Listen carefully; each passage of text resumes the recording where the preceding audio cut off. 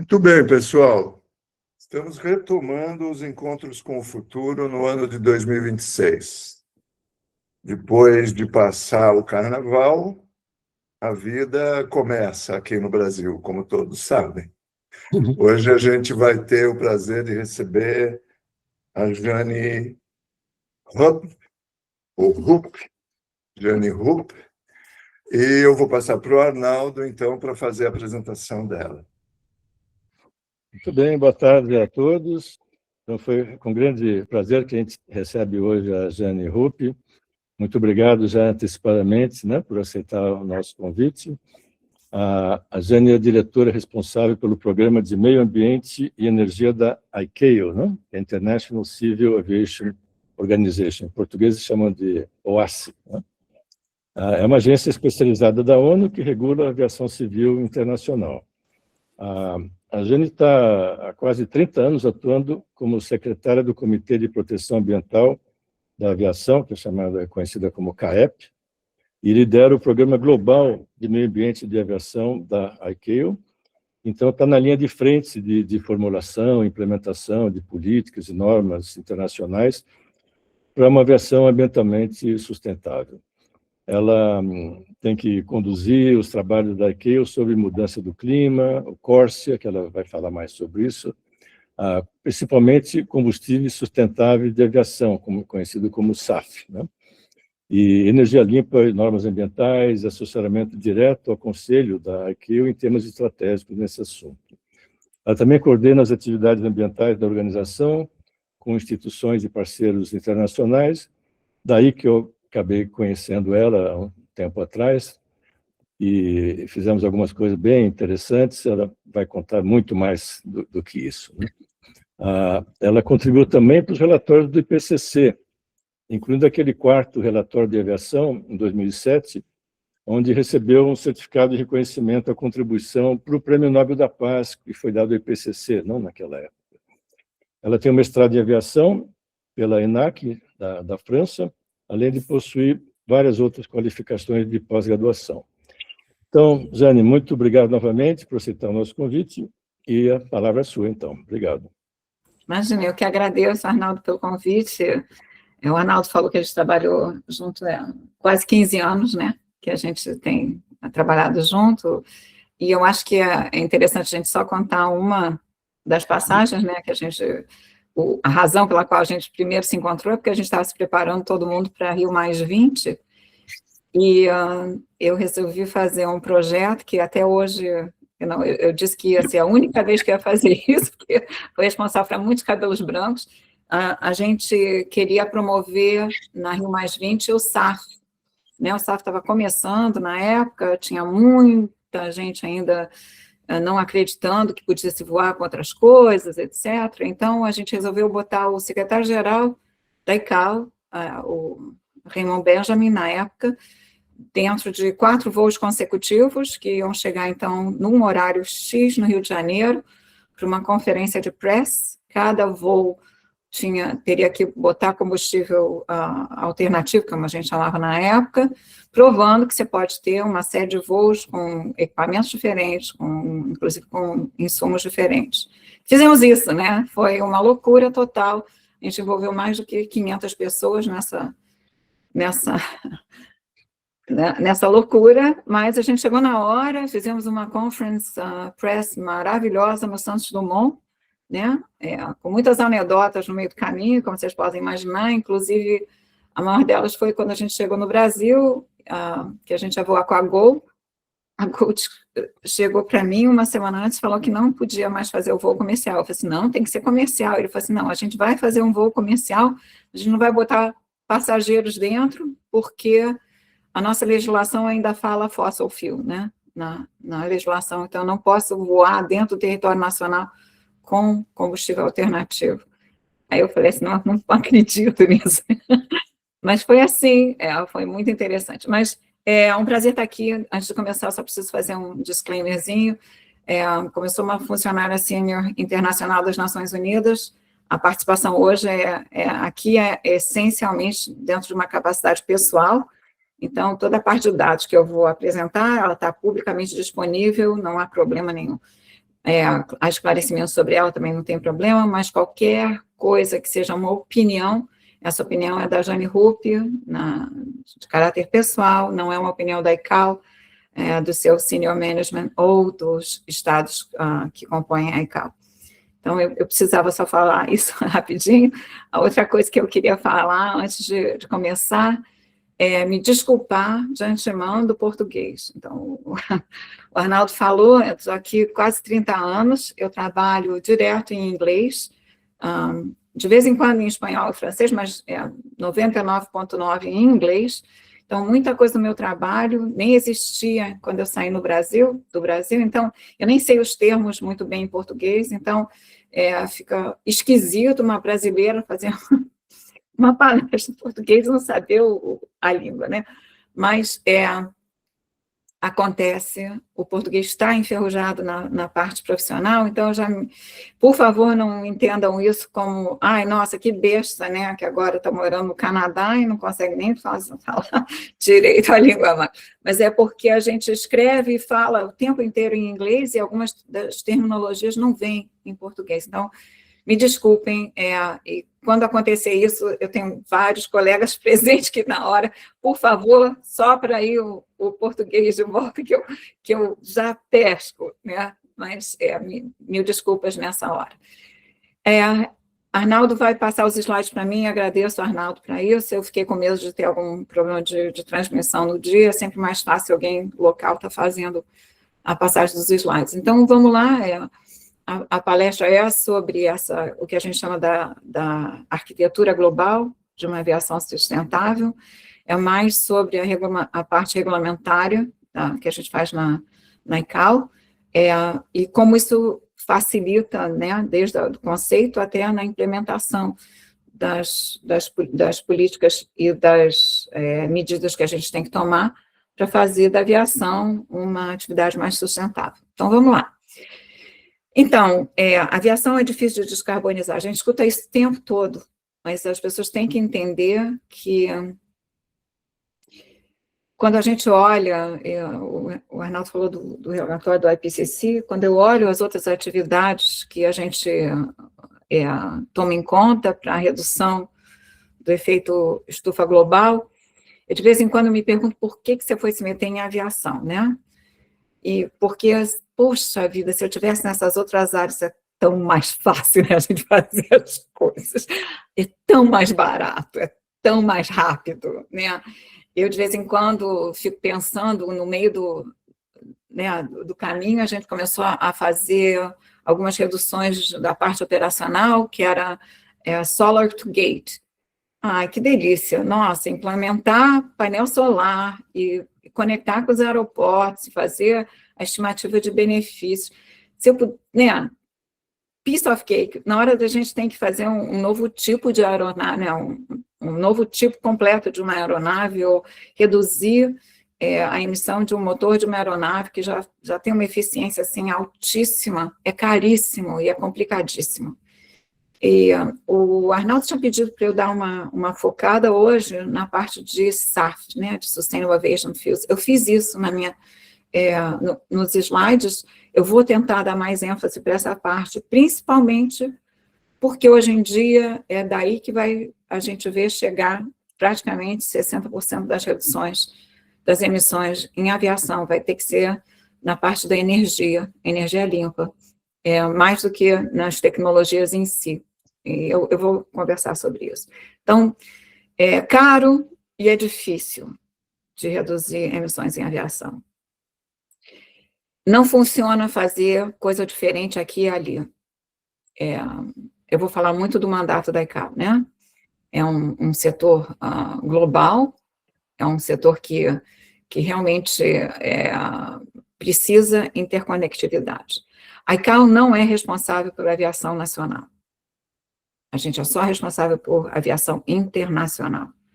E não existe um voo de A para B que não tenha que ter estándares, né? Vocês sabem isso, mas só para fazer assim um resumo, a gente tem a Convenção de Aviação Civil Internacional, Chicago Convention, e nela tem os anexos.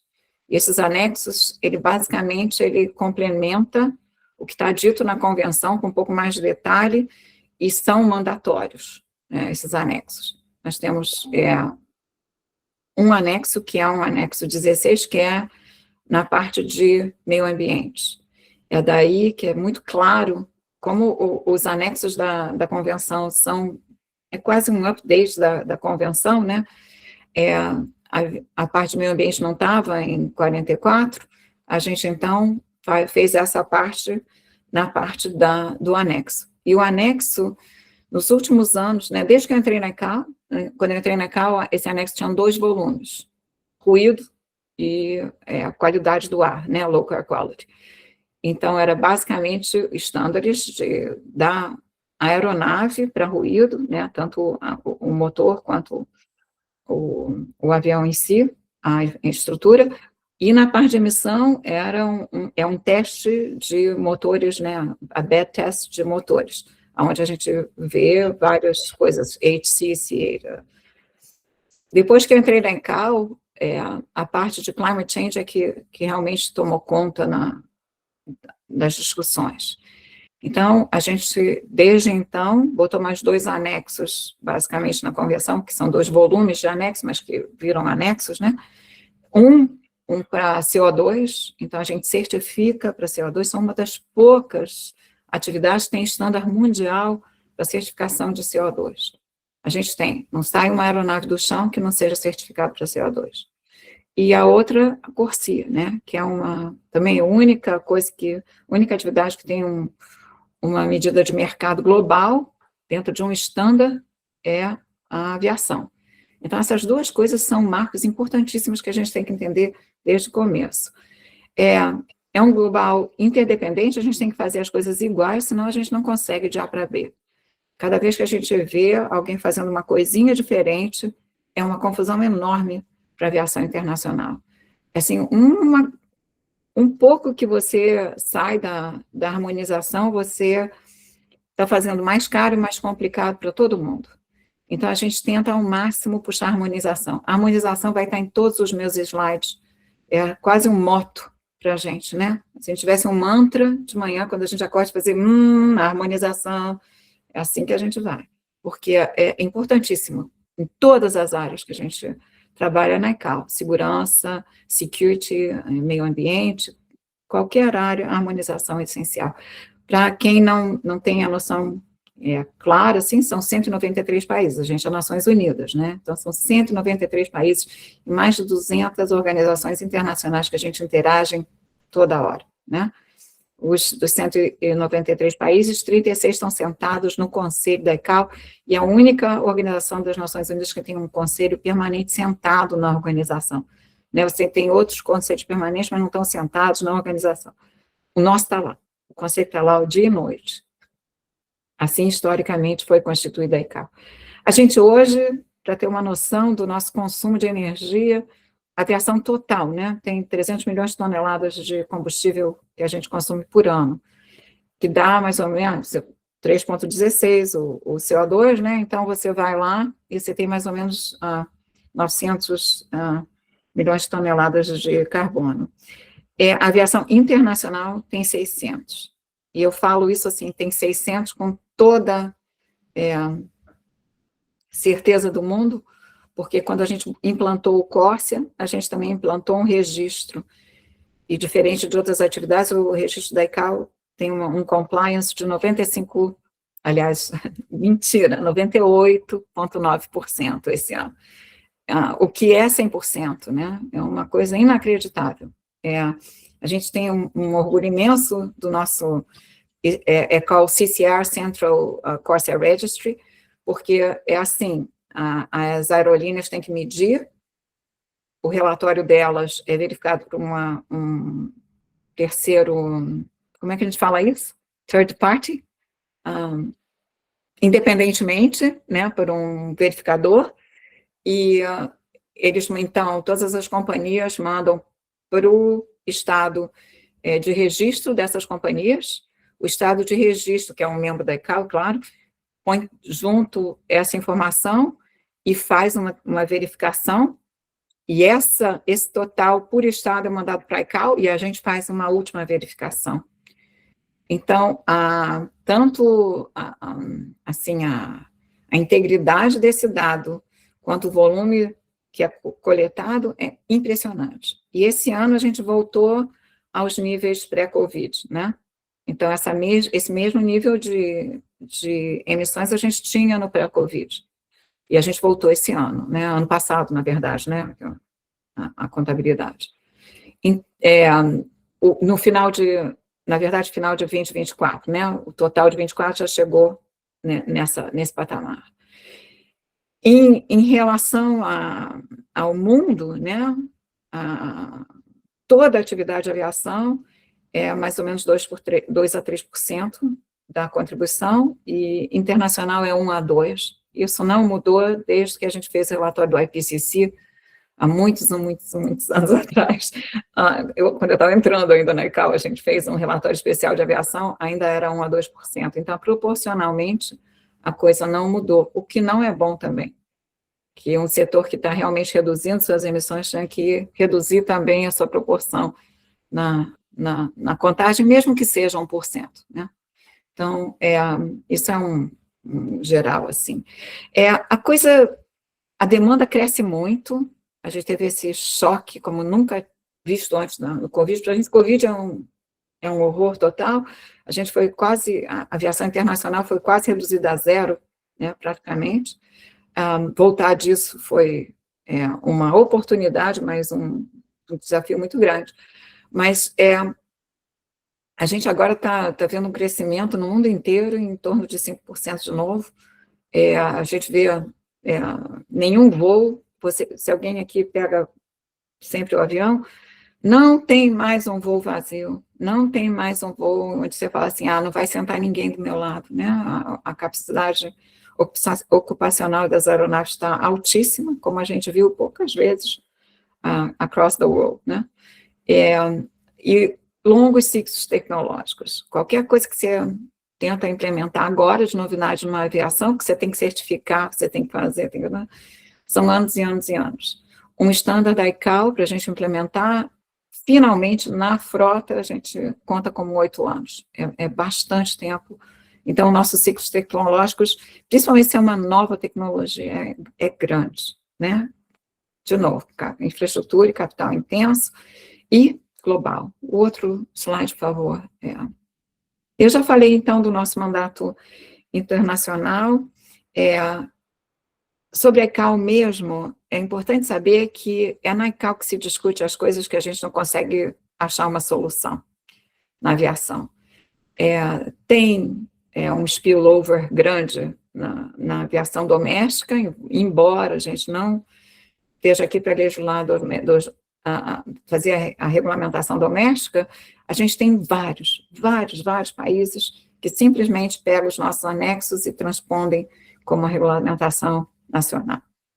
A gente tem um papel grande, importante, em se assegurar que essa legislação internacional seja refletida na regulação nacional, porque a parte de implementação é feita pelo país ele mesmo, né?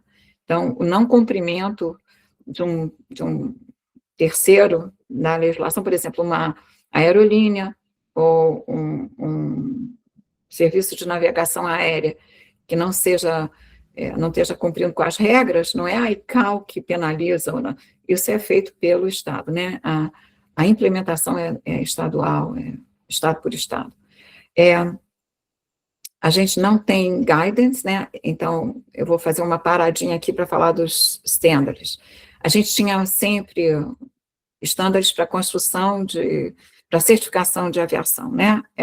A parte de airworthiness, segurança, tudo isso, a aeronavegabilidade, né?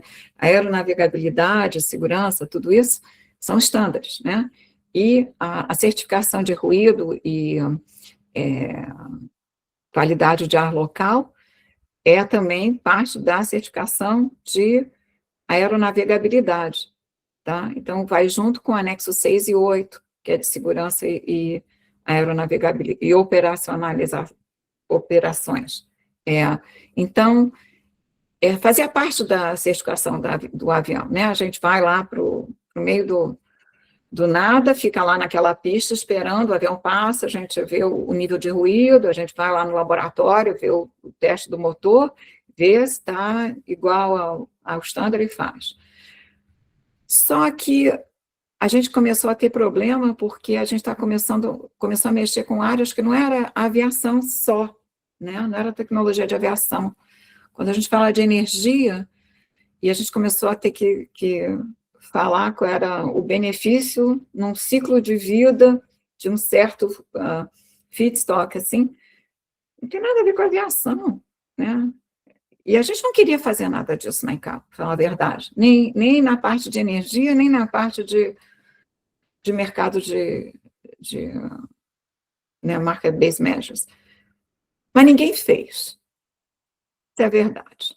A gente pediu esses estándares para isso, a gente pediu esses estándares para a FAO, né, que é a de agricultura e tal. Eles têm guidance, e a gente não pode trabalhar com guidance quando a gente está tratando de aviação internacional, a gente precisa de estándar. Então, a gente teve que criar os estándares na ICAO para a aviação. Então, cada vez que a gente fala da regulamentação CORSIA, a gente fala unidades elegíveis para o CORSIA. Unidades para aviação internacional. Tem sempre esse caveat. A gente não fez para mais nenhuma outra área. A gente fez esses estándares e esses critérios para aviação. A gente teve que desenvolver critérios e estándares nessas duas áreas de mercado e de energia para aviação, que não tinha fora da ICAO. Então, a gente teve que adotar critérios. A gente adotou esses critérios em consulta com 193 países e 200 international organizations.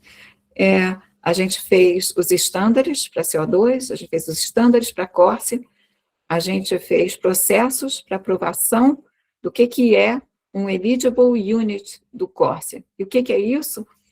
É uma unidade do mercado que a gente pode usar no CORSIA. A gente tem o nosso próprio critério para aviação. Não é o do NFCCC, não é dos Estados Unidos, não é o da Europa, é o da ICAO, para International Aviation, para o CORSIA. Para ser reconhecido é isso. E a gente conseguiu fazer essa harmonização de políticas que, para a aviação, eu acho que é a coisa mais preciosa que se conseguiu fazer. E é tão rápido para bagunçar, né?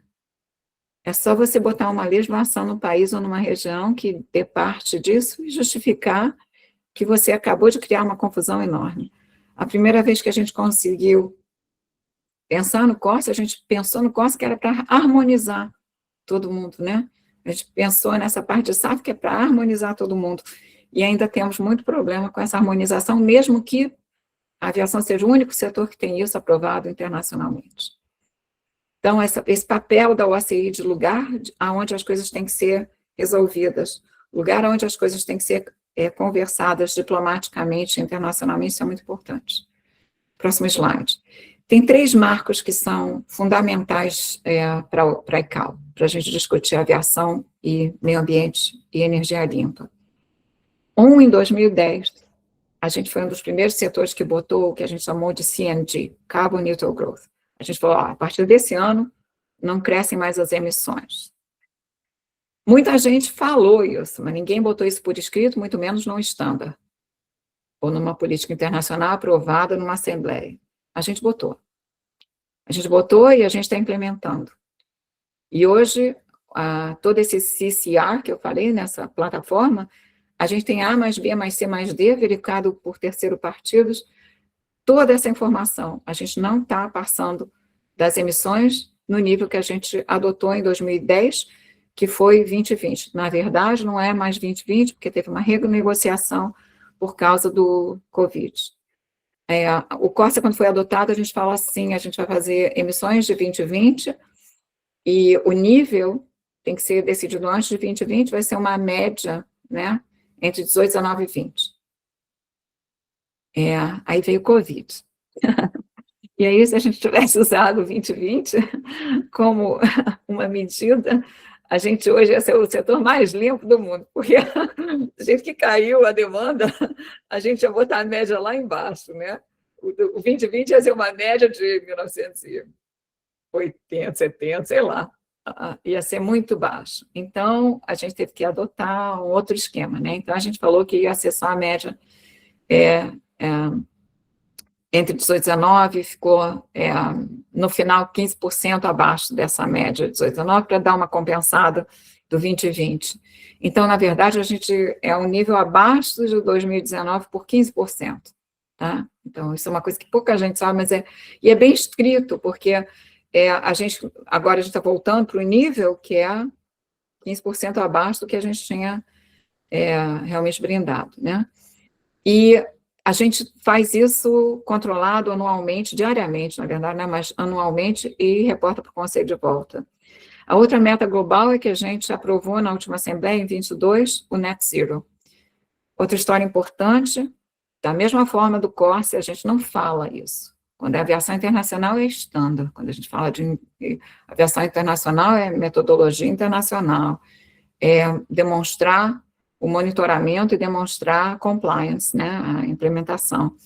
Então, o que aconteceu foi que, para a gente adotar essa meta, a gente teve que provar para os 193 países, 200, que era possível. Então, a gente fez um estudo durante o Covid. Acho que também a gente já nada fazia durante o Covid, todo mundo preso em casa, então teve uns 400 malucos que ficaram trabalhando dia e noite para fazer esse reporte, né? É um reporte chamado Long Term Aspirational Goal.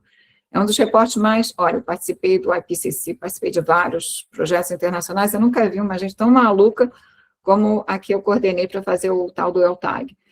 O pessoal realmente trabalhava dia e noite porque não podia sair de casa, né? E acabou sendo um reporte maravilhoso,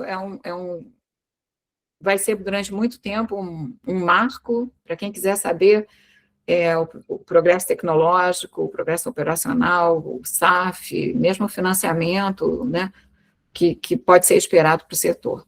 E foi isso que foi a base que a gente provou que, se tomassem medidas A, B, C, D, era possível chegar no Net Zero. E essa é a base do nosso trabalho até hoje, né? A gente vai fazendo uns updates de algumas das informações, mas é isso que é a nossa base. E nesse trabalho, então, disse o seguinte, que 55, sei lá, por cento das emissões sairiam de clean energy, né? Então, por isso que a gente começou a ter um foco muito maior em SAF, né? E daí, no ano seguinte, a gente já fez essa conferência e fez o framework, que a gente tinha um framework maravilhoso para o Corsa, mas não para o Net Zero, e o framework de SAF é um framework que vai ajudar a gente a chegar no Net Zero, porque o SAF é uma das maiores contribuições que a gente vai ter. Quando eu falo SAF, eu estou falando, em geral, Cleaner Energies, né? Pode ser também hidrogênio, pode ser low carbon fuels, várias coisas, está tudo dentro desse SAF, tá? Vamos no próximo slide. Então, a gente, olhando mais para o que foi o resultado dessa Assembleia, né, que eu falei, em 22, que adotou o SAF, os pedidos foram isso, né? O que eu achei mais importante nessa Assembleia? Essa Assembleia pediu que a gente não reinventasse o wheel, que a gente usasse as coisas que a gente tinha e de lá progredisse. Então, o Corsa passou a ser a base de toda a consideração que a gente tinha que fazer no LCAF, e os critérios do Corsa, os estándares do Corsa para parte de energia passaram a ser assim, né, o que tinha que ser. Uma coisa interessante que ninguém fala muito é que tem os estándares no anexo, mas o Corsa tem coisas que a gente chama de elementos de implementação. Um elemento de implementação não é um estánдар, mas é um estánдар. É um estánдар na prática. É que se você quiser implementar para usar no Corsa, você tem que seguir aquilo. Então, é uma obrigatoriedade, você não pode escolher, você tem que seguir aquilo. E ele que diz qual é o fator de emissão que você vai usar para calcular o benefício de um feedstock, etc, etc. Isso foi muito importante. Pediu para acelerar, pediu para ser agnóstico, pediu um monte de coisa nessa Assembleia, foi muito importante. E pediu que os 4 elementos fossem realmente, né, seguidos de forma equilibrada e agnóstica. E quando a gente fala agnóstico, parece uma coisa meio religiosa, mas agnóstico quer dizer que a gente não prejudica nada por si só, sabe? A gente tem que passar o critério. É uma coisa de critério. Passou o critério de elegibilidade, está dentro. Não é porque é palm oil que não pode. Tem palm oil e palm oil, né? Tem sugarcane e sugarcane, tem soja e soja. Se você plantar com XPTU, se a coisa for produzida dentro dos critérios e passar na avaliação, então faz. Então vale. É assim. E a parte de capacitação? E eu vou falar mais da parte de capacitação depois. Vamos para o nosso próximo slide. Então, para falar um pouquinho mais desse marco regulatório, tem 4 elementos muito fortes, né? São os pilares que a gente chama, que é a política e planejamento, o quadro regulatório, suporte, implementação e financiamento. Muito básico isso, e a gente vai falar isso o tempo todo. Isso aí foi o que saiu da CAF4, que foi a conferência de Alternative Fuels, da CAF3, que aconteceu em 23. Só voltando, e que me dá uma pena danada, e é o comentário aqui, né? Então, overview da Jane, não é, calma. O tempo que o Brasil perdeu nessa parte de energia limpa para aviação. A primeira conferência em aviação e Alternative Fuels foi no Brasil, 2009. Foi o Brasil que foi o host, foi o Brasil com todo o histórico já de energia limpa, de sugarcane, né, programa do álcool, tudo isso. 2009, desde 2009 o Brasil podia ter embarcado nisso, hoje em dia o pole position, não é. É os Estados Unidos e depois tem outros. Mas a primeira reunião foi no Brasil. A primeira reunião foi para dizer, é possível, é seguro, façam. E pode usar isso, pode usar aquilo, pode usar aquilo outro. Os pathways vão ser, a gente já tinha Fischer-Tropsch, a gente vai ter que fazer algo do JET, esse tipo de licenciadores de tecnologia que a gente vai precisar ter para essa produção, e tudo isso. E aí, em 2017, a gente fez outra conferência, né, 9 anos depois, no México. E no México a gente fez The Vision, né, que a gente tinha que começar a reduzir as emissões com energia limpa. E foi super importante. E aí teve a CAF3, que é essa daqui. E na CAF3 já resolveram a CAF4, que vai ser em 2028. 2028 é daqui a 2 anos, né? É uma loucura total. E a gente botou um objetivo para 2030. E em 2028 a gente vai estar revisando esse objetivo. Então, essa conferência de 2028 vai ser um super marco para energia limpa. Vamos no nosso próximo slide, por favor. Então, uma vez que a gente fez esses pilares, não sei o quê, a gente falou da parte de ferramentas que a gente poderia usar, e eu acho que isso aqui começa a entrar bem no dia a dia agora, né? O último slide da minha apresentação, vou mostrar para vocês o que aconteceu hoje só, né? Mas se alguém acha que estava muito incerto que a parte geopolítica ia parar a parte de energia limpa, esquece, eu nunca vi tanto desenvolvimento, pelo menos na área da aviação, como eu estou vendo hoje em dia. A gente criou, por causa do CAF, que eles falaram que tem 4 áreas e você tem que monitorar, a gente criou o que vocês estão vendo aí, que é o ICAO Tracker Tools, tá? Isso aí são announcements, não é, dentro desses announcements, né, não todos, o Corsa é real, mas tem algumas coisas que são announcements, né, que a gente às vezes tem, de financiamento, por exemplo, é announcement, mas a gente não filtra, a gente só põe os announcements. Mas é uma coisa muito doida, né, se a gente for olhar o que está acontecendo agora e o que aconteceu antes, e eu vou mostrar alguma dessas comparações entre 2022 e o que a gente está vendo agora. É uma coisa de maluco, né? A gente hoje tem certificado dentro do Corsa 57 feedstocks, né? Então, você pode escolher de 57, não na verdade, porque alguns são specific e general, né? Standards, da mesma coisa. Mas você tem 57 opções de como usar o seu feedstock. A gente está já com uma knowledge enorme de certificação desses combustíveis, né? A gente tem envolvidos nisso o que a gente chama de Economic Operations, né? Todo mundo que está envolvido nessa cadeia, a gente tem mais de 367 certificados dentro do Corsi. É muita coisa. A gente está com 11 processos de conversão aprovados, tem um outro já engatilhado. É uma coisa de maluco. Agora mesmo a gente estava vendo essa coisa do alcohol to jet, né? E as tecnologias, e quem é um licensor, que a gente chama de licensors, um licenciador de tecnologia, tem tantos, né? Agora a gente fala do Lanzatec que está produzindo, mas você tem uma escolha enorme de licenciadores já, que podem produzir, né? Que já estão com o que a gente chama de TLR acima de 7. É muito impressionante. Mas eu convido vocês todos a darem uma olhadinha nesses trackers, porque todo dia eu não sei nem se o que está aqui é o que ainda está hoje, porque isso muda quase que diariamente. Vamos para o seguinte. Então, dando alguns exemplos desses trackers, né, eu queria mostrar para vocês, por exemplo, das políticas, né? A gente, em 2022, a gente já tinha, principalmente na Europa, várias políticas que mexiam com clean energy, né, na aviação e tal. Agora a gente está foi de 22 para 91. E cada vez que a gente faz um projeto de capacitação, a gente tem mais uma implementação, mais um Estado que implementa a sua regularização no Estado. De novo, por que isso é importante? Porque a única forma de você ter de realmente implementar, controlar, monitorar e penalizar é quando você tem a legislação nacional, né? Então, transcrever uma política nacional para a aviação e energia limpa é muito importante. Quando vocês veem esses mapinhas, se vocês forem lá, cada pontinho desse atrás tem de onde veio a fonte, né? É um negócio assim muito direitinho, né?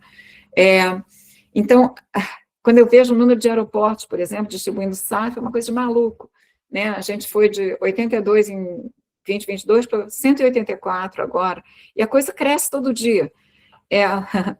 Por diferentes razões, me chegou a atenção do número de aeroportos por país e por região, né?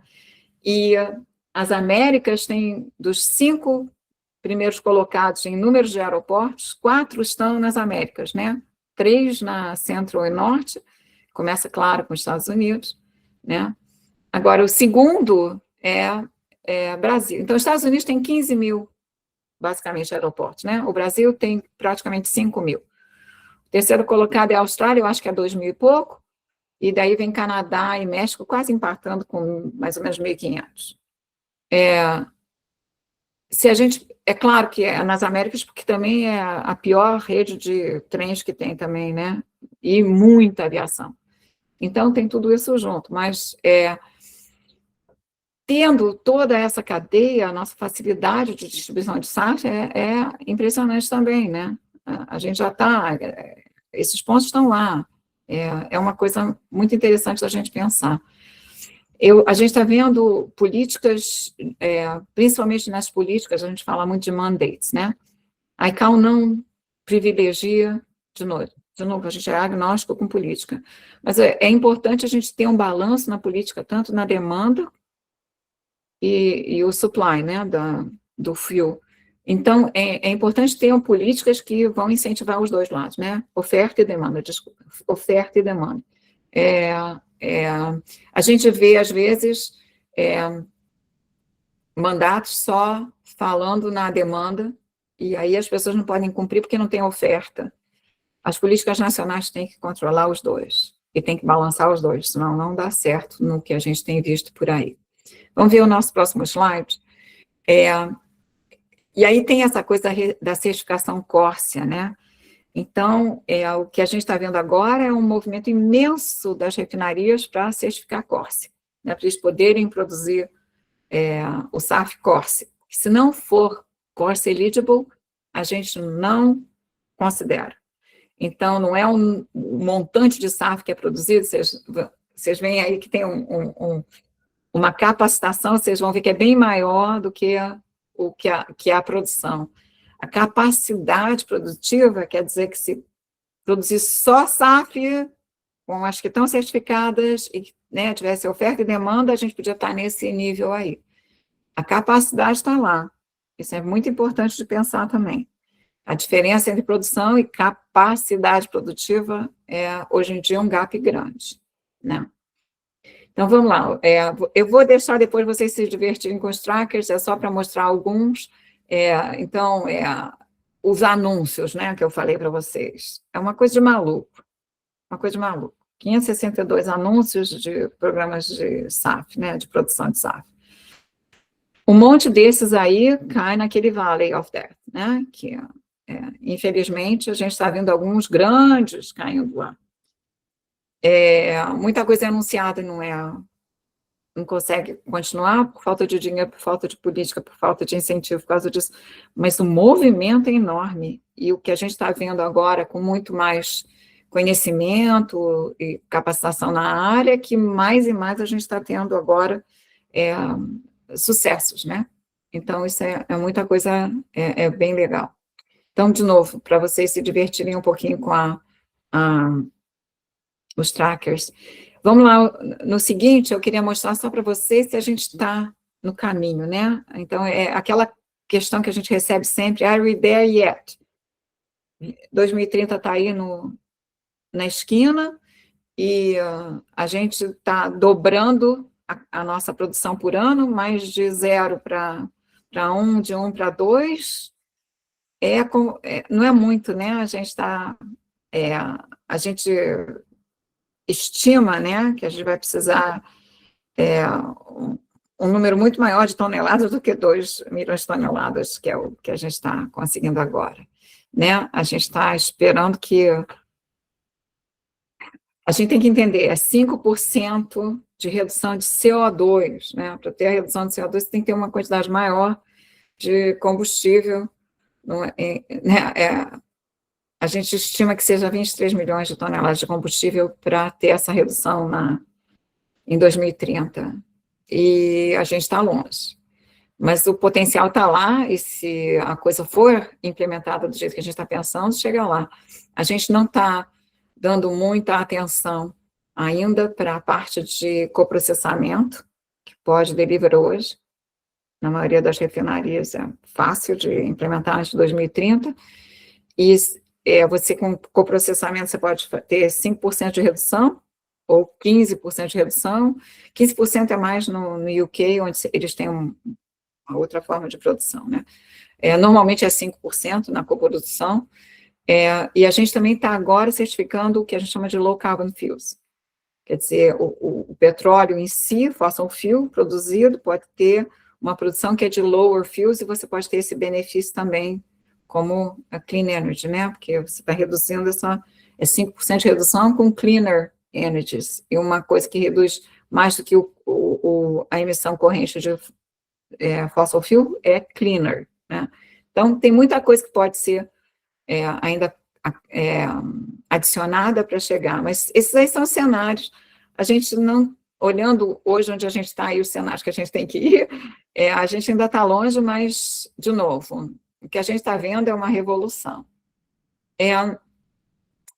Voltando um pouco para o quadro regulatório, se a gente for no seguinte, quando a gente chega e faz essa pergunta, are we there yet? Pode passar o seguinte, Arnaldo. A gente tem que perguntar, are we there yet com os feedstocks? A gente tem que perguntar, are we there yet com a certificação? Are we there yet com o financiamento? Né? E, de novo, uma coisa muito importante da CARF 3 foi de ter todos esses elementos, eles têm que ser balanceados e seguir juntos, né? Então, não adianta só ter o feedstock.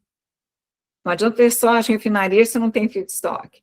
Não adianta ter refinaria, ter feedstock e o processo não está maduro, então ninguém quer investir no projeto. Não, assim, então, é muito confuso. Eu vou falar mais disso quando eu chegar na capacitação, mas, por exemplo, a gente está fazendo quase 30 feasibility studies agora de SAF. E nesses 30 estados, todos, basicamente, tinham um volume de feedstock que dava para suprir o país, chegar à redução que a gente precisa do Córcea em 2030 e até exportar. O problema é que eles precisam um processo de álcool to jet, né, ATJ. E o processo álcool to jet tem problema de maturidade. E é esse gap, hoje, que é um dos mais importantes que a gente está vendo nos estados, para eles poderem começar a realmente engajar mais. E, de novo, a gente tem mais de 6 licenciadores tecnológicos para essa coisa, mas a gente precisa de mais refinarias fazendo, né? A gente precisa de mais maturidade para o pessoal investir, né? Cada vez que tem risco e falta de maturidade no processo, é um risco imenso, né? Lanzatec lançou o negócio AutoJack, teve que parar a produção. Um custo imenso, imenso, né? Agora estão produzindo de novo, está tudo bem, mas, cara, esse risco para né, produções novas, para novidade, é uma coisa muito complicada, né? Então, só para mostrar como é que a coisa da matéria-prima evoluiu, parece pouco, mas é bastante, porque a gente fez um trabalho imenso antes de 22, para certificar tudo antes de lançar, né? Então, agora esses são os novos feedstocks que a gente certificou no Corsia.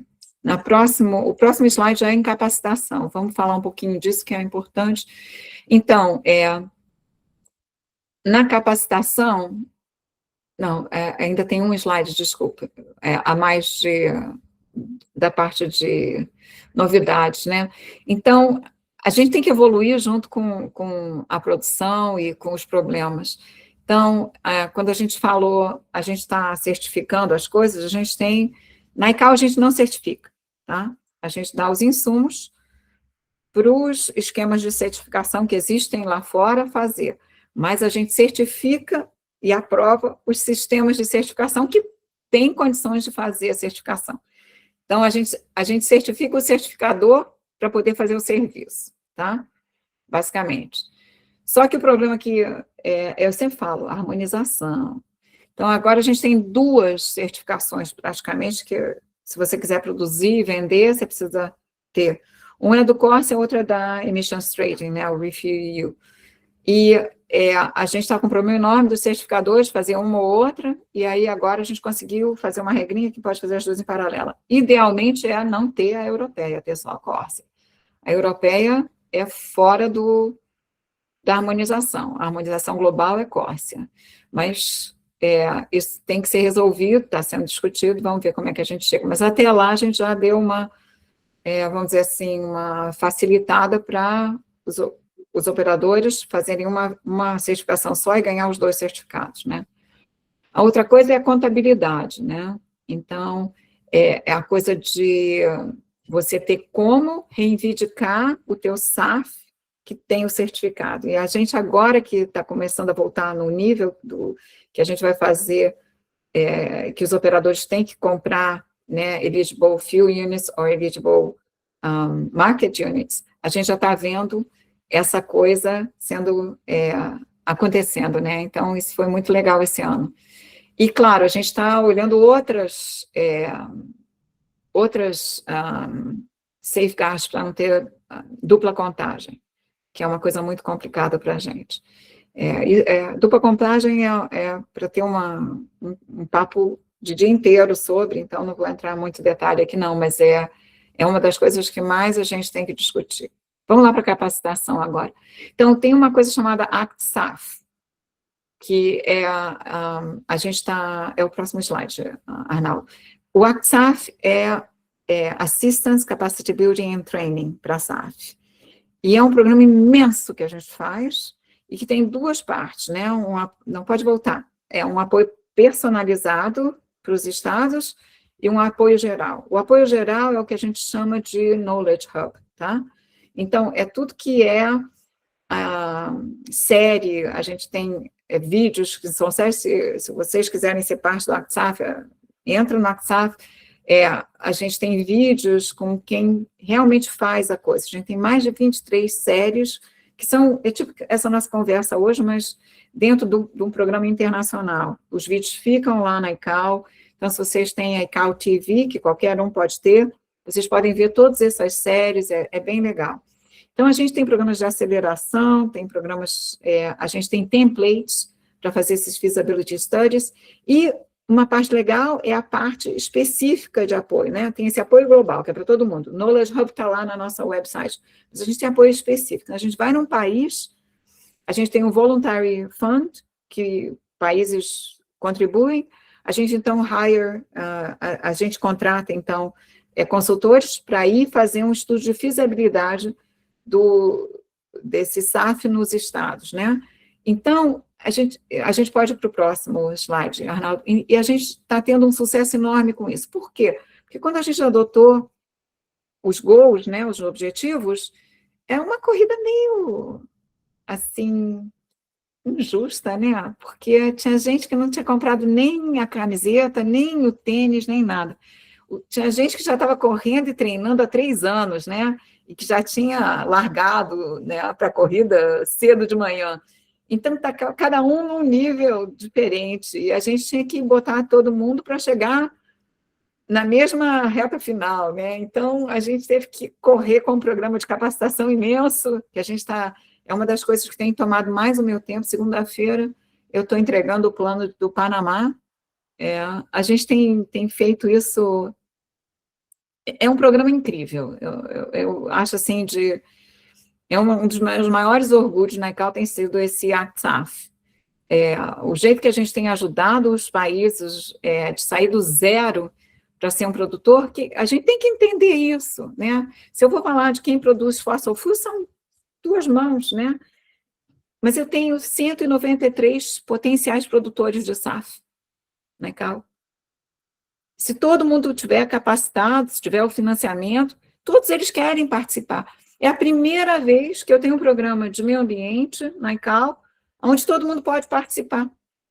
Porque, cara, standard de aviação, certificação, quem que produz avião? O Brasil é uma grande exceção de país em desenvolvimento produzindo avião, né? A China agora e tal.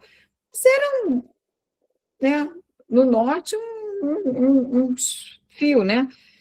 Então, você não vai ter todos os países africanos produzindo avião. Não vai ter. É oportunidade operacional. Tudo bem, a gente pode fazer umas coisas no chão, mas se você não tem um espaço aéreo super congestionado, quais são os benefícios que você vai poder participar? Então, vocês não viram muita graça de fazer coisa no meio ambiente, né? Mas com o SAF agora, você pode ser um produtor, né? Então, é um elemento de engajamento de parceiros imenso, não só com os estados, mas eu agora, os meus parceiros são o Ministério de Finanças, o Ministério de Minas e Energia, não é mais aviação. Eu falo muito pouco com o pessoal da aviação agora, eu falo mais com o pessoal das finanças e da energia, porque da aviação, hoje em dia, o pessoal da agricultura, o pessoal do... É muito interessante esse momento, e a gente tem que olhar para esse momento de uma forma muito especial, tá? Então, só para vocês verem alguns dos estudos, eu tive o prazer de entregar o estudo da Índia, que foi um estudo muito interessante. O que está acontecendo na Índia é uma revolução na área de energia limpa, né? Eles já fizeram uma demonstração de processo, o álcool do jet também, semana passada, com a Praj. O que está acontecendo? Eles têm volume de feedstock para toda a aviação da Índia e para exportar. E isso é muito legal. E a gente tem concentrado muito na África, mas agora a gente mudou, está indo para a Ásia, Centro e Sul, né, América. Tá bem abrangente o projeto, a gente quer ter 50 projetos até 2030, pelo menos. E a gente já está com quase 40, então, no pipeline. Então, a gente acha que vai passar desse objetivo que parecia impossível para a gente, faz 2 anos. A gente lançou o ACT-SAF em 2022, né? Foi uma comemoração, não do Rio Mais 20, mas da origem, em 72, dos 3 pilares da sustentabilidade na Convenção de Estocolmo, né? Então, foi Estocolmo em mais 50, que foi o começo desse ACT-SAF. Então, vamos mais um. Então, se a gente for ver, além disso, o que mais que a gente tem no pipeline, muita... Pode passar, Arnaldo. Muita coisa agora vai ser relacionada a finanças, né? No money, no green. E travou, o Arnaldo acho que travou. Tá, mas eu posso continuar aqui? Então, Isso. finanças Continua vai para a ser... gente também já ir encerrando para as perguntas. Está acabando aqui, eu tenho mais pouquíssimo. Então, em finanças vai ser muito importante, e a gente a gente tem um programa agora que chama Finvest, a gente uniu esforços com a IRENA, que é a Renewable Energy Agency, então já tem uma plataforma aberta, onde as pessoas podem botar o projeto lá, e com isso ter acesso a 14 instituições financeiras em um go, assim, tá?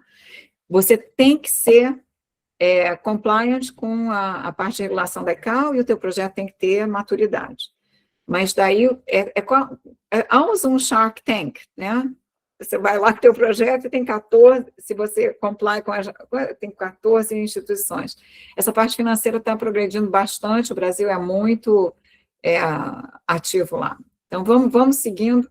Então, a gente falou, o risco realmente que a gente está tendo é nessa fragmentação regulatória, mais complicação, você vai investir em palm oil, mesmo que passe as regras do Corsa, você vai tentar vender na Europa, você não consegue, porque eles botaram uma outra regra.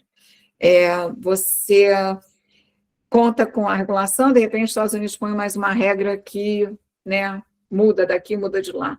Então, essa parte de fragmentação regulatória pode ser uma coisa muito complicada para a gente, mas a notícia boa é que a gente tem uma harmonização internacional agora e tem que gritar e lutar para isso.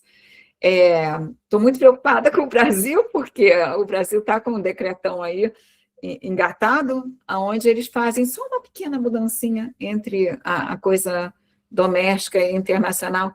Não existe só uma mudancinha, ou é harmonizado ou não é harmonizado. A gente tem que ter muito cuidado com isso. Então, medidas unilaterais, quer dizer, decisões unilaterais nessa área de regulamentação de aviação civil é péssimo. Falta de financiamento, porque a gente não anuncia tanto, não mostra tantas oportunidades, a gente começou a fazer isso agora, a gente começou a engajar os ministérios de financiamento com os ministérios de energia agora. Então, uma das maiores challenges que a gente tem agora é o ritmo do SAF. A gente tem todos os elementos, mas a gente está com problema de ritmo. Então, só para fechar, né? Está tudo decolando. A gente tem que realmente ver tudo que está acontecendo em volta da gente e acreditar que está no meio de uma revolução. Eu acredito cada dia, porque é impressionante o que acontece cada dia na telinha, né? Então, só para fechar, Arnaldo, o último slide eu acho que é importante. Eu botei esse slide hoje aqui. Não falei do CAEP, mas CAEP é o nosso comitê onde todas as regras são desenvolvidas, os SAPs aqui. E na parte de energia, os grupos são enormes, né? 200 pessoas, é uma coisa incrível. O CAEP é o grande responsável da gente ter esse arcabouço incrível de legislação. Então, a gente quer escalar a implementação, reforçar a integridade. Integridade para a gente é fundamental, não pode flexibilizar as regras do CORSIA. Robustez na regra é importantíssimo. E mobilizar esse financiamento e ter coerência internacional, né? Então, hoje de manhã, vamos ver esse último slide, é que hoje de manhã, quando tem um jornal de aviação que chama Green Air Online, não sei se vocês conhecem, mas para mim foi divertido, que eu abri o Green Air Online e parecia que era SAF Online, porque tinham 20 announcements, eu separei alguns aqui, de SAF hoje, né? Então, eu só separei alguns aí para vocês verem, isso é o que quando eu abri meu computador de manhã, veio para mim assim, tchum, né? Então, é para acreditar que está acontecendo, sim, e está acontecendo rápido, e da parte da ICAO e da parte regulatória, é o único setor que tem isso, então a gente tem que realmente priorizar, manter e dar suporte para que isso seja respeitado, né? É isso que a gente tinha para falar, né, do happy to, assim, answer questions e tal. E convido a todos para participar do nosso Climate Week. É o único evento que a gente faz por ano, é a Climate Week, onde também a gente traz um monte de novidades que entram nos nossos trackers, né? E a gente monitora. Então é isso. Obrigada aí pela atenção. Obrigado, Jane. Muito bom. Então, vou começar a primeira pergunta e a gente passa para o Arnaldo e depois para o pessoal que vai levantando a mãozinha aqui, eletrônica, formando a nossa filinha de perguntadores. Como você vê, Jane, a competição entre a entrada do SAF, a entrada do combustível biomassa, né, através da biomassa, e os aviões elétricos, a própria eletricidade, a entrada da aviação totalmente elétrica. A Embraer tem algumas propostas de aviões nessa direção. Como é que você enxerga isso no médio e longo prazo? Oi? É complementar. Precisa de tudo, tá? Se a gente quiser chegar no net zero, a gente precisa de tudo. Mas a aviação elétrica, para a redução do ELTAG, para a gente é irrisória, né? Ela faz muito mais sentido em transporte urbano, em transporte regional, mas você falar de avião elétrico para long haul é muito longe no horizonte, muito longe no horizonte. Deixa eu só botar uma proporção aqui. Um Tesla, né? Um Tesla tem 1,5 toneladas, sendo 1 tonelada em bateria, basicamente. Você tem que sair do chão com o avião. Eu não vou nem entrar no... A gente já fez esses cálculos, mas com as baterias que a gente tem hoje, se a gente tivesse botar num Tri-8, qual tamanho teria que ser o Tri-8? Eu não vou nem entrar, porque é tão assustador que... O que acontece qual é a básica coisa da eletricidade para a gente e long haul? A coisa boa do combustível líquido, ou mesmo do hidrogênio, é que você vai voando e vai consumindo, né? E vai ficando leve, né? Então, o teu take-off weight, o teu landing weight, tanto que a gente tem que jogar combustível fora para aterrissar se tiver um problema, né? Essa diferença é uma coisa muito boa para a aviação. Te dá eficiência. Você carregar a bateria até o outro lado é deseconômico, né, como conceito. Qualquer coisa que você tenha que manter a bordo, que você não precisa manter a bordo, como peso num avião, é deseconômico. Isso não quer dizer que a gente não está olhando muito, muito perto de a solar, para reenergizar, e uma série de coisas. E já tem muito estudo aí. Eu acho que o solar vai, no final, a gente, não sei, né? Eu não quero entrar em detalhes dos estudos, porque ainda é coisa muito inicial, mas solar promete, né? Então, se você puder refill, que nem para, né? Imagina a tomada não é na parede, é lá em cima. Imagina uma coisa assim, isso sim, mas elétrico dentro do conceito que a gente tem hoje para regional, não. Obrigado, Jane. Vou passar para o Arnaldo, então, para a próxima pergunta. Excelente, parabéns. É incrível, né, como avançou essas coisas nos últimos anos. Eu vou direto uma pergunta.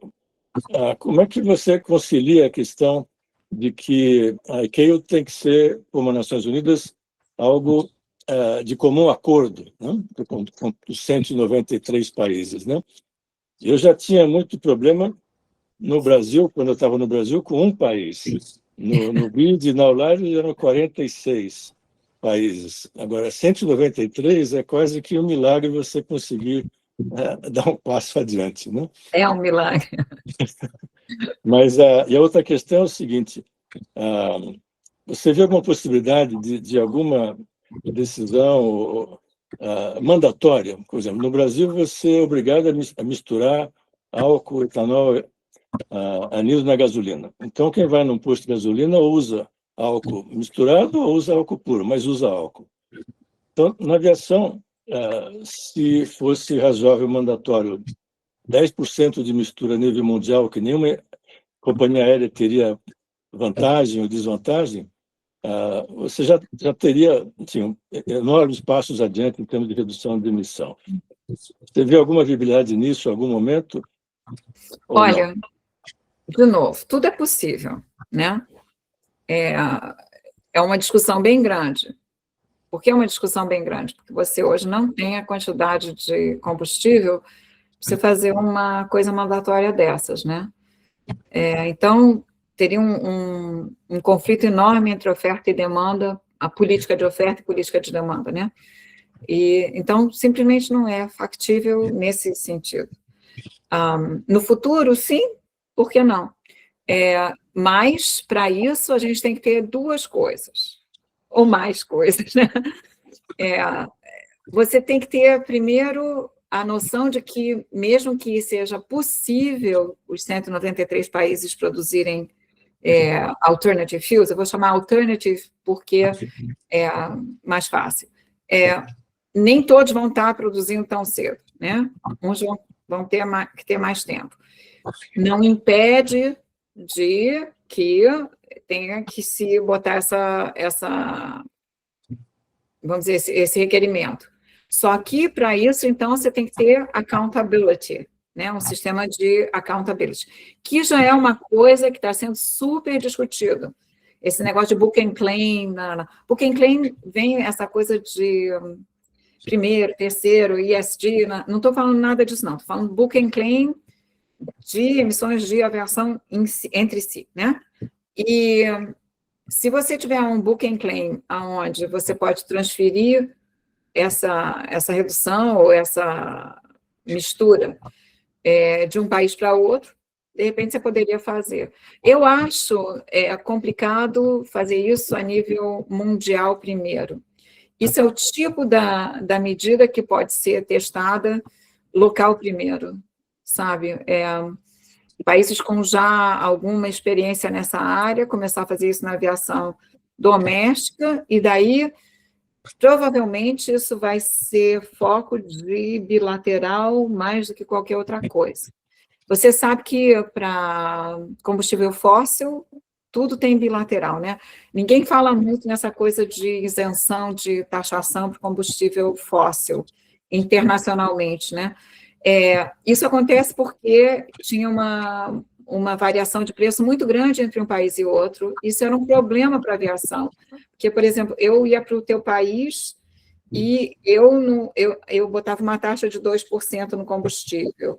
Aí você mas para eu voltar, você me cobrava uma taxa de 15% no combustível. O preço do combustível globalmente era o mesmo, mas tinha esse problema de taxa. Então, para eu voltar com meus passageiros era muito mais caro do que eu ia com meus passageiros. Isso era um problema grande, estava dando uma confusão danada e ninguém estava ganhando por isso, né? Então, fizeram essa isenção do fio internacional. Eu, particularmente, não é a opinião da ICAO, acho que tinha que fazer isenção de taxação internacional para a SAF imediatamente, porque eu acho que isso podia incentivar muita coisa, né? Mas, vamos ver. Muito bem. Então, vou passar a próxima pergunta do Gilson Krause. Por favor, Gilson. Bom, boa tarde a todo mundo.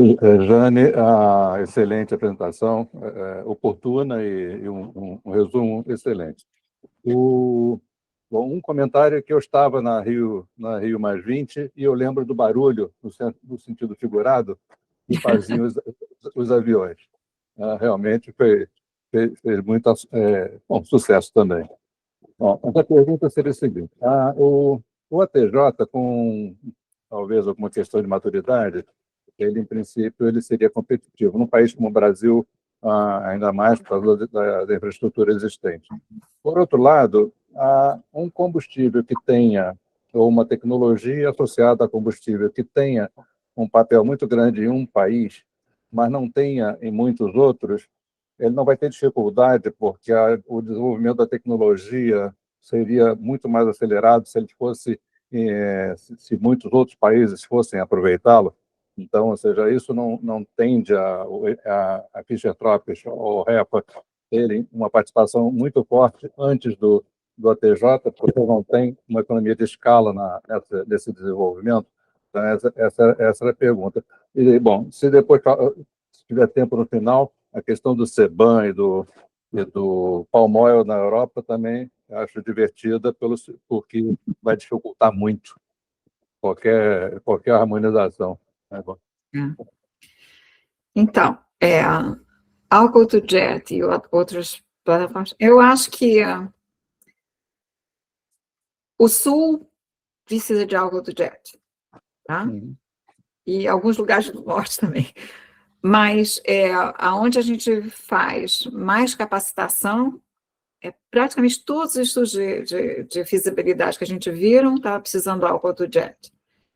Então, eu não acho que Brasil, o caso, claro, né? No Brasil faz todo sentido do mundo, né? Eu não sei, e eu espero que a Petrobras tenha seu próprio programa para desenvolvimento de um processo tecnológico, algo, né, to jet, que eles no futuro sejam um licensor de alcohol to jet. Mas você já tem pelo menos 6, 7 companhias que são licensors de alcohol to jet, e isso pode ser usado no mundo inteiro. A maioria dos feedstocks que a gente vê vão precisar de alcohol to jet. EFA, hoje, porque é fácil, né? Mas o insumo é limitado. O insumo é limitado.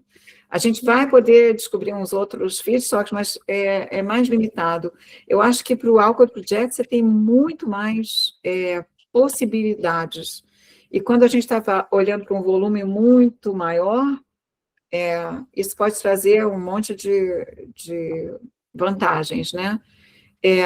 Eu não tiro o meu olhar do hidrogênio, embora o e-fuel seja, hoje em dia, ainda muito complicado por causa de preço. Eu tenho acompanhado muito de perto o desenvolvimento na Suíça, por isso que eu falo do sol, né? Eles desenvolveram um pseudo-sol para produzir e-fuel, né? E é uma tecnologia incrível, mas ainda caríssima, né? A coisa do hidrogênio verde, essa discussão toda, é muito complicado. Mas, de novo, países com uma base energética que nem tem o Brasil, pode fazer qualquer coisa, né, nessa área. Tem que só investir. O que você precisa para... E-fuels é muita energia limpa, né, para produção. Sem isso, não existe e-fuels, né? Você não pode fazer e-fuels se a energia inicial está vindo de carvão, não é e-fuels. No Brasil, você tem uma base energética limpa incrível, né? Name one, hidro, sol, vento. Então, qualquer coisa que o Brasil resolver realmente produzir, vai conseguir fazer por uma escala, porque tem demanda, tem oferta, vai conseguir fazer bem. Mas é uma decisão estrutural, política, financeira, né, etc. Eu era muito esperançosa há muitos anos, né, aquela coisa do país do futuro, mas eu estou vendo muito movimento agora, mais grounded, né, seja por investimento exterior, como está sendo esse projeto da Macaúba agora com investimento do Emirados, né, ou seja com investimentos internos mesmo, né, a Petrobras está fazendo um trabalho bonito nessa área, já teve inauguração de coprocessamento, eles estão vendo o Alcohol to Jet, né, coprocessamento já São Paulo, Rio, Brasília e tal, Alcohol to Jet também estão vendo muita coisa, mas está prometendo, né, mas vamos ver o volume produzido, né, isso que é importante. Muito bem. Passar, então, para o Flamínio, para a próxima pergunta. Bom, grato, Jane, pela esclarecedora apresentação. Em 2025, após ventos muito intensos terem cancelado vários voos em Congonhas, o Carlos Nobre fez uma apresentação nesse grupo e confirmou que o aquecimento global está tornando mais intensas e frequentes as turbulências, as ventanias, as tesouras de vento, etc. Então, a pergunta é, no radar da ICAO, estão previstas medidas preventivas e fazer estudos para garantir a segurança de voo em um cenário de um planeta cada vez mais quente e, eventualmente, tentar convencer o atual usuário do Air Force One, com argumentos científicos, que o aquecimento global é um assunto muito sério e que o Dig Baby Dig não é uma atitude sensata na atual conjuntura mundial, em particular na segurança aérea. Obrigado. Eu posso responder a parte da ICAO em termos de programa, né, porque também não estou falando em nome da ICAO hoje, mas confirmo que no programa de meio ambiente, no programa de segurança, toda essa parte de resiliência e adaptação está sendo vista muito de perto. A parte de turbulência é especialmente vista. A gente tem estudos, e eu, particularmente, tenho um grupo que a gente acompanha com o IPCC, as mudanças climáticas e tal. A gente é parceiro também da World Meteorological Organization, eles são observadores do CAEP, né? Então, com eles também a gente faz toda a parte de medições. Vocês sabem que tem milhares de aeronaves voando diariamente para prover dado de climatologia para os cientistas, né? A gente não fala desse papel da aviação, mas a gente tem um dos papéis mais importantes de coletar dados, né? Programas como Argos, são importantíssimos para os cientistas terem esses dados. E, claro, quando a gente tem a turbulência, tudo isso, a gente está coletando todos esses dados para dar. Resiliência e adaptação vão ocorrer de formas completamente distintas pelo mundo afora. Descongelamento, deslizamento de radares e equipamentos de ground que estão conectados com gelo, né? No norte, sand and dust storms nas áreas em países árabes. Tem tantas formas de resiliência e adaptação que a gente vai ter que olhar. Muito chocante é a parte de temperaturas, tanto too much, too less, né? Para os dois é ruim para a aviação. E a gente está, claro, trabalhando com os manufacturers muito de perto, por causa dos envelopes de projeto, né? A gente ainda está dentro dos envelopes, que a gente chama, né? Quando você vai fazer um projeto de um avião, é um negócio seríssimo. Os máximos e mínimos são forçados a todo, né, extremo nas certificações. Mas esse envelope, a gente está vendo a coisa chegando mais perto do envelope, né? Do que a gente podia imaginar. Então, isso vai ser um trabalho constante com os produtores de avião também, né? Tanto com materiais, quanto resistência dos materiais, como periodicidade de revisões de manutenção das aeronaves. Tudo isso é importante nessa hora. Quer dizer, quando você vê uma turbulência, não é só a turbulência, é tudo que vem junto, né? A intensidade da turbulência, a frequência que essas turbulências vêm. Então, como é que isso afeta na manutenção, nos materiais, na parte operacional, na parte de alerta de operacional, né? Assim, nos sensores, né? Nos sensores. Para você receber essa informação timely, para desviar, né? Quer dizer, tudo isso está sendo visto dentro do trabalho da ICAO. Ok. Vou passar, então, para o Arnaldo para a próxima pergunta. Ok? Jane, a questão dos custos, né?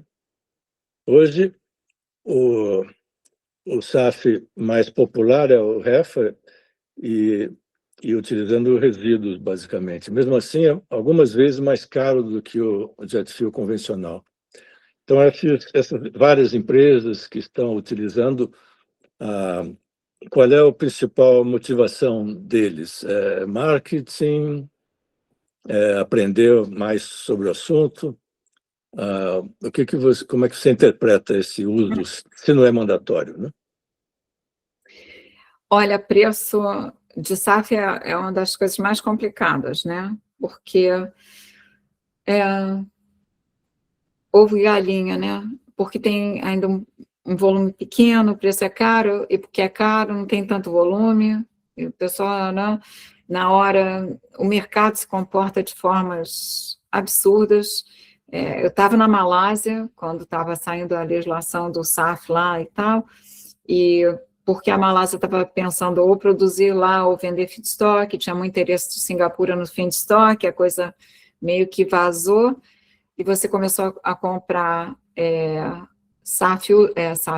óleos usados mais caros do que comprar novo na prateleira. Então, o pessoal estava faking óleo usado, se eu posso falar isso. Então, tem comportamentos absurdos que estão acontecendo, né? Mas hoje, na verdade, saiu um estudo da IASA que sai todo ano. A gente não tem, como a ICAO também não tem, a IASA também não tem direto acesso aos contratos de compra de combustíveis, né? Mas a estimativa deles hoje, para o EFA produzido na Europa, eles só conseguiram fazer o preço para o EFA, para mais nada. Eles têm o custo do fossil fuel, conseguiram fazer o custo do EFA, entendendo esse número. Isso é um relatório público, né? Entendendo que eles fazem uma estimativa antes da distribuição, porque daí tem outras coisas, tem aeroportos mais longe, então, antes da distribuição, eu acredito que tenha sido por tonelada, eram 700 euros a tonelada do fossil fuel, e era mais do dobro, era 1.900 e pouco o do EFA, que é menos de 3 vezes, mas é mais de 2, né? O que se estava esperando é que fosse 2, né? Mais perto de 2 do que de 3. A gente nunca sabe na Europa, por causa de tanta taxa, não sei o quê. Mas os números que têm vindo para o nosso conhecimento, ainda do EFA, é próximo de 2, né? E próximo de 2 é o dobro, né? Que é bastante, né? Você vai comprar uma coisa e pagar o dobro, é difícil. Como reduzir esses preços? De novo, volume, facilitação, simplificação de certificação, de custo de certificação, a aviação é que nem quando você vai fazer uma reforma, né? Aí você vai fazer uma reforma, aí você fala que é na Praia do Leblon, o apartamento, já o custo é 3 vezes mais. Cada vez que a gente fala em aviação, parece que o custo é muito mais alto para tudo. É impressionante. É complicado isso. A outra coisa é que e é uma culpa da regulamentação, tudo na aviação é extremamente regulamentado, e não é para os outros setores. Então, se eu vou fazer uma coisa para a aviação, me custa sempre muito mais do que eu fazer para a rodoviária ou para trucks. Então, você faz menos para a aviação e por isso o preço é maior também. É complicado, mas o que a gente está vendo é que mais o que está triggering mais interesse na aviação é porque tem a demanda, porque as políticas que estão sendo adotadas são claras e estáveis. É o único setor, quer dizer, quando a gente começou a falar nisso, o pessoal fala assim, não tem objetivo, ICAO. E a gente botou 2020 e 2050 aprovado integralmente. Não tem a regulação. A gente é a coisa mais regulamentada que tem agora. Não tem não sei o quê. Então, a gente foi respondendo todas essas questões que os bancos agora olham e falam assim, está tudo certinho, está dando... E a gente fala assim, cadê o dinheiro, né? Cadê o dinheiro? Então, eu acho que com mais investimentos, com mais knowledge, é que nem qualquer coisa nova, né? O preço vai descer. E eu estou vendo esse ano uma tendência de abrir tantos projetos, quando você tem competição também, os preços diminuem um pouquinho. Eu vi na área de coprocessamento, alguns dos custos que estavam sendo passados para coprocessamento, sabe, a gente pergunta por quê? Se é para fazer assim, não é esse custo, e se é para coprocessamento, é esse custo. Né? Então, algumas coisas parecem assim, um pouco extremas, mas eu acho que a tendência continua sendo descer. A gente falava de 4, ele falava de 3 vezes, a gente já está falando entre 2 e 3, né? Vamos ver se ano que vem a gente fala só 2. Vamos lá. Ok, obrigado. Antes de passar para o Horta, eu vou fazer uma provocaçãozinha aqui. A gente viu no Brasil se implantar o programa do álcool. Na nossa época, na época que nós saímos da escola, né, na década de 70, na metade da década de 70, a gente viu o álcool, tinha uma crise mundial os árabes controlaram o preço e a produção, e acabou o álcool tendo oportunidade e se implantou infraestrutura no Brasil de uma maneira incrível, né? Essa mesma infraestrutura pode ser implantada para aviação regional, para você usar o combustível de aviação, né? Essa mistura, a partir do próprio etanol. Mas aí, quando você pensa regionalmente, eu vou pensar Brasil-Argentina, né? Um voo entre o Brasil e a Argentina. Sai daqui com toda a possibilidade de você ter a mistura que você quiser no querosene, mas chega na Argentina, como é que faz? E ainda mais se a gente pensar atualmente, né, que a visão na Argentina é totalmente contrária, é fóssil, né? Combustível fóssil. Então, como é que se resolve essa questão entre dois países amigos, em tese, né, próximos? Interessante. Bom, primeiro, entendo completamente o que você está falando. Meu primeiro carro foi a álcool, né? Eu tive uma Brasília verde a álcool, o pior carro que acho que eu já tive na minha vida. Eu grudava o platinado no meio do túnel, eu tinha que andar com um papelzinho de cigarro na bolsa para passar. As pessoas achavam aquela louca, loura, no meio do túnel, abrindo o capô do troço, olhando no motor e passando um papelzinho. Assim era o Brasília álcool, né? E isso é uma coisa interessante para a gente falar, que a gente pode fazer isso num carro, né? Você encosta, não é ideal, mas você encosta. Com uma aeronave você não pode. Não tem acostamento lá em cima. É uma das grandes reclamações que a gente tem na aviação, falta de acostamento, né? Se a gente tivesse um acostamento lá em cima, era tão mais fácil as tecnologias, mas não tem. Isso é um. O segundo às vezes as coisas e visões são interessantes, né?